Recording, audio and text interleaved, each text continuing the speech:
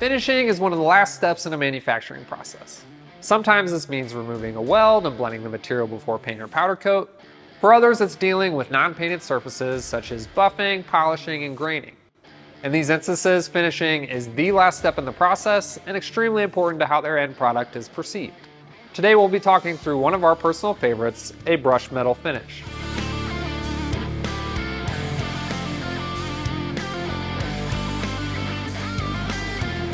Brushed metal finishes are common in furniture, appliances, door lock hardware, and decorative hardware pieces. A brushed or grained finish hides fingerprints, which makes it desirable in high traffic areas. Let's dig into this finish as we process these brass door handles.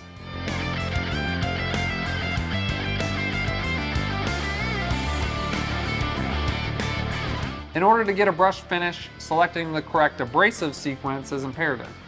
Norton Saint-Gobain supported us both with abrasives and their wealth of application knowledge on this project. So we thought, who better to talk through the media used on this project than Senior Application Engineer Mike Shappell. Mike, thank you for joining us. Thank you. Appreciate it. Glad to be here.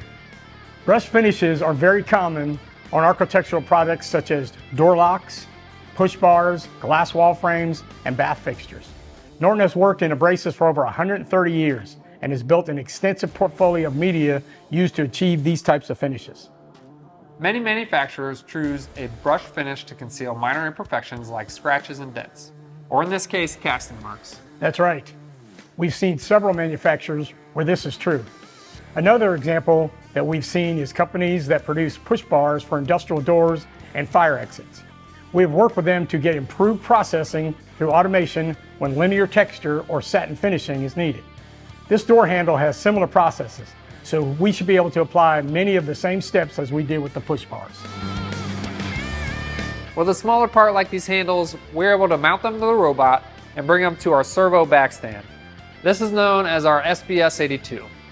With a part-in-hand application, we have found designing fixturing for the end of the robot can be more difficult, but once it's been worked out, it allows for more sophisticated moves. This is extremely helpful with smaller and highly contoured parts like these. Furthermore, if we tried to mount this to the table, it would require several setups in order to access all the features of the part with a tool-in-hand process.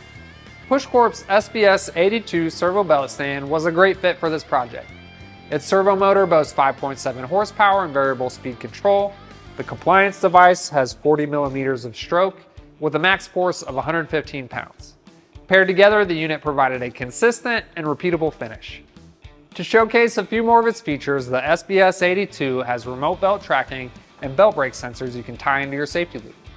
Belt changeouts are a breeze. Flipping the switch on the top of the unit activates the pneumatic cylinder and retracts the crown tracking wheel. The wheel's angle then can be adjusted to center the belt in the middle of the contact wheel. Together, these mechanisms make changing the belt a breeze. The unit can run 2 different abrasives, one on each side. This can be 2 wheels, 2 belts, or a combination of the 2. This is particularly helpful if you need to run through a sequence of media like we did for these handles. Other projects may require multiple grits, or you can duplicate the same media on either side for long life. If only 2 wheels are needed, we offer what we call a servo finishing stand, which is basically the same hardware minus the tracking and belt brake sensors. Our first step was to remove the deep imperfections and marks from the casting process. We initially tested a flap wheel, but it wasn't aggressive enough for these parts.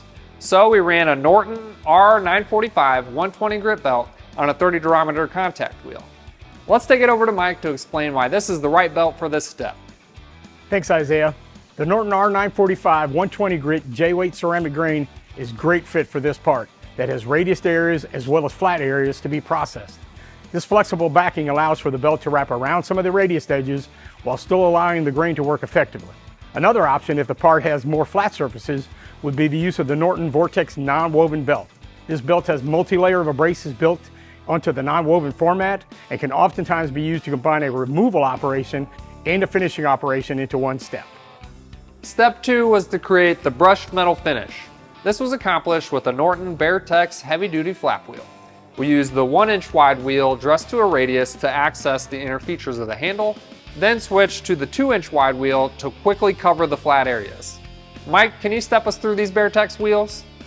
Absolutely. AO grain non-wovens are awesome, as are some of the silicon carbide versions.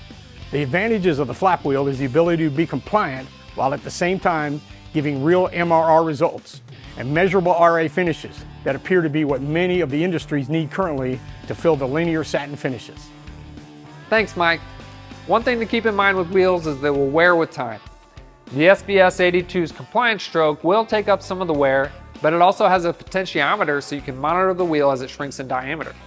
This allows you to index your program over time to remain in the compliance stroke and change your RPM to maintain the same surface feet per minute, keeping your finish as consistent as possible.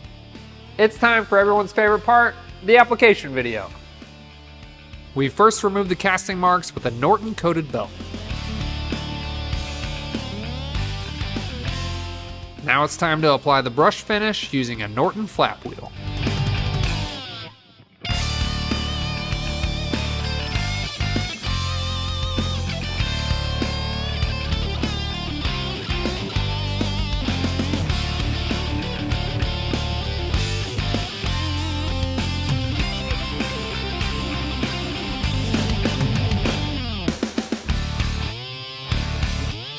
Thanks again to Mike and Norton for joining us in the lab today. If you'd like a demo on your parts, send us an email to sales@pushcorp.com. Thank you for joining us. We'll see you next time.